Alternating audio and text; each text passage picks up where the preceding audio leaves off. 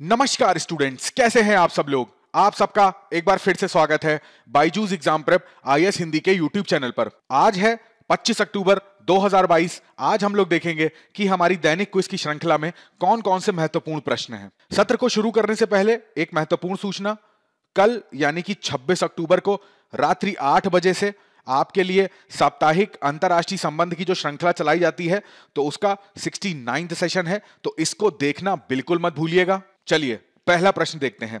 शहर ए का गुणवत्ता सूचकांक यानी कि एयर क्वालिटी इंडेक्स 50 है और शहर बी का जो गुणवत्ता सूचकांक है वो 350 है।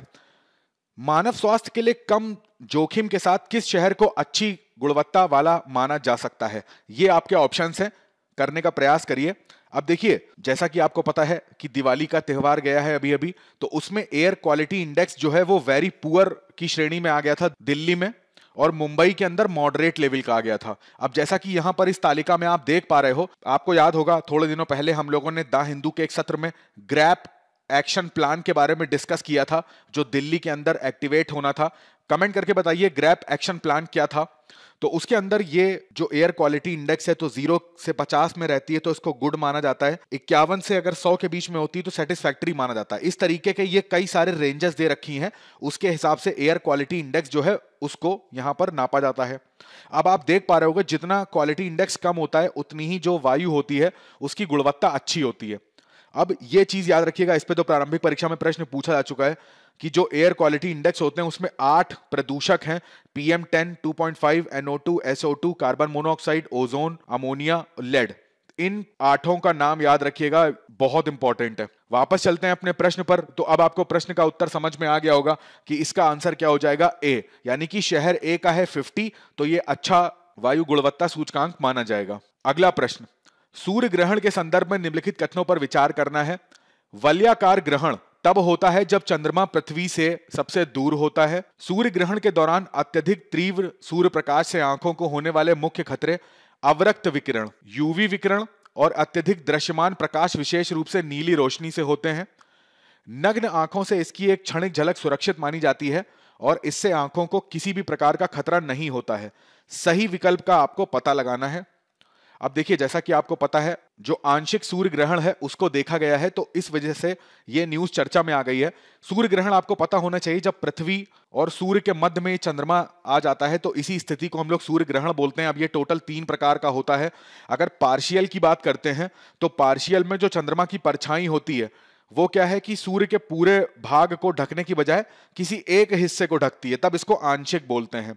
जो ये एनुलर है जिसको वलयाकार बोलते हैं, तो इसमें चंद्रमा पृथ्वी से सबसे दूर होता है और इसका आकार छोटा होता है, तो ये एक रिंग की तरह आप देखोगे दिखाई देगा।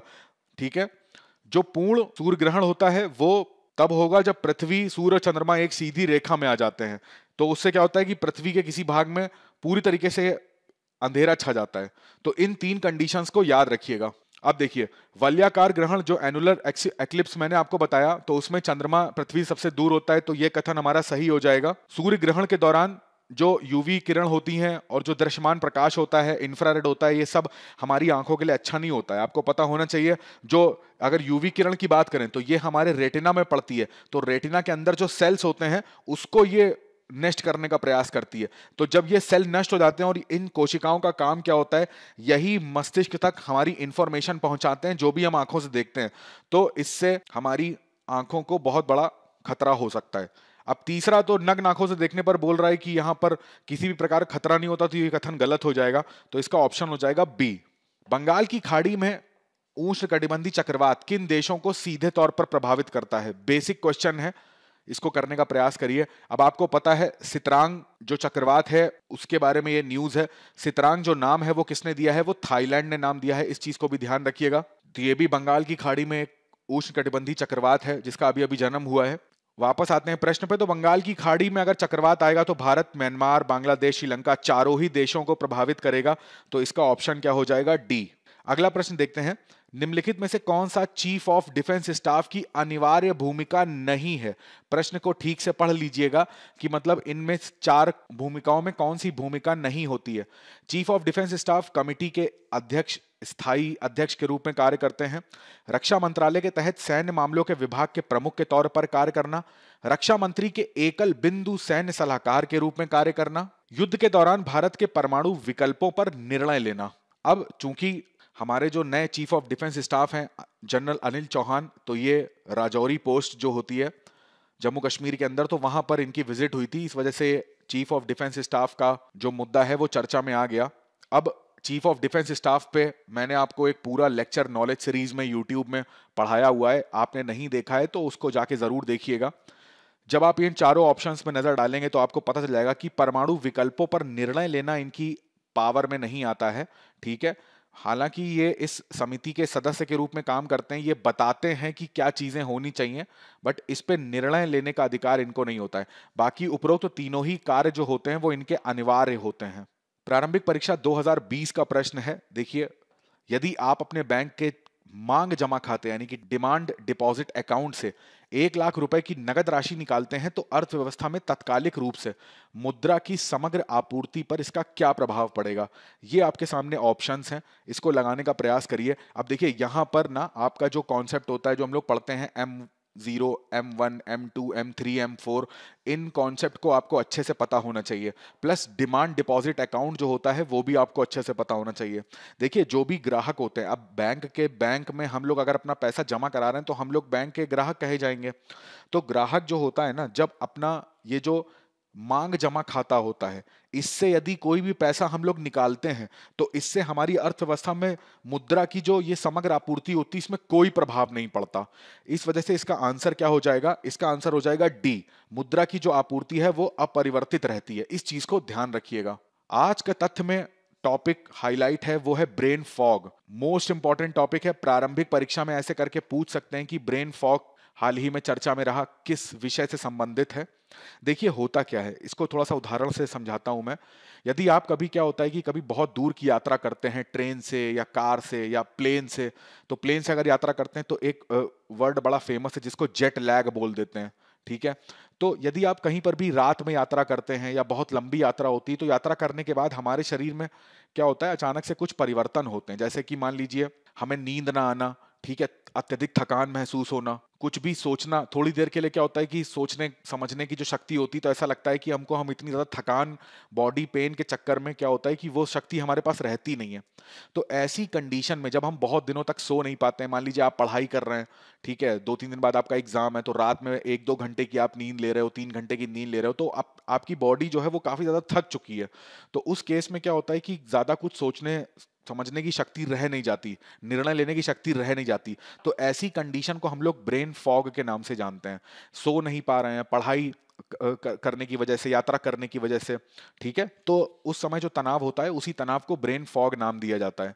तो ये तो नॉर्मल चीज हो गई। अब क्या देखा गया, जैसे कोविड-19 की जो महामारी थी, अब जितने व्यक्तियों को कोविड-19 हुआ तो उसमें ऐसा देखा गया कि कुछ व्यक्ति जो थे जो ठीक हो गए, तो उनके अंदर एक ब्रेन फॉग देखा गया। अब उनको क्या देखा गया कि जब वो ठीक होने के बाद कई बार क्या हुआ कि उनके शरीर में अक्सर दर्द रहता था, उनकी जो याददाश्त है वो इतनी स्ट्रांग नहीं रह गई, सोचने समझने की इतनी अच्छी क्षमता नहीं रह गई, कोई भी निर्णय लेने की बात आती तो बहुत ज्यादा कंफ्यूजन होता है।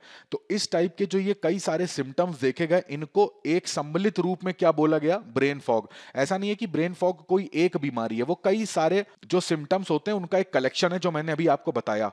अब जब वैज्ञानिकों ने इसके बारे में शोध किया तो ऐसा देखा गया कि एक वायरस है, Epstein Barr virus. Epstein Barr virus के कारण क्या होता है, कोविड-19 के स्पेशली पेशेंट्स की बॉडी में देखा गया कि उनके शरीर में ब्रेन फॉग के लक्षण पाए गए, जिससे कि उनकी याददाश्त नहीं अच्छी रही, है ना, सोचने समझने की क्षमता हो गई या निर्णय लेने की क्षमता हो गई, तो ये बहुत ज्यादा प्रभावित हुई। अब ये वायरस जो था, ये वायरस क्या है कि हमारे बॉडी में था कोविड-19 के टाइम पे। अब ये भी कैसे आता है, ये भी ओरली सबमिट होता है हमारी बॉडी के अंदर, सलाइवा के थ्रू या ओरल तरीके से इसका ट्रांसफर होता है। तो जब ओरली इसका ट्रांसफर होता है ना, और ये किस टाइप का वायरस है ये भी याद रखिएगा, डीएनए वायरस है, ठीक है। बहुत, अगर इसका एक एक्सट्रीम केस बताऊं तो ये कैंसर होने का भी एक कारण बन जाता है, एक सिचुएशन ऐसी आती है।